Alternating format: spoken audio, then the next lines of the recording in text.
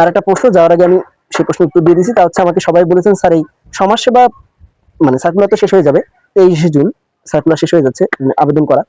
সেক্ষেত্রে একাধিক পদে কি আবেদন করা যাচ্ছে কিনা? হ্যাঁ, একাধিক পদে আবেদন করা যাবে। সার্ভার সমস্যার কারণে বা সার্ভার ডাউন থাকার কারণে হয়তো পেমেন্ট দিচ্ছিল না, কিন্তু এগুলো করা যাবে। আর হচ্ছে আপনার পরীক্ষাটা কবে নাগাদ হতে পারে? দেখুন, সমাজসেবার সার্কুলার শেষ হওয়ার পরে অন্তত 1 থেকে 2 মাস আপনারা সময় পাবেন বা 1.5 মাস। সেক্ষেত্রে আপনারা আগস্ট বা সেপ্টেম্বর ধরে নিতে পারেন যে পরীক্ষাগুলো শুরু হবে বিভিন্ন গ্রেডের।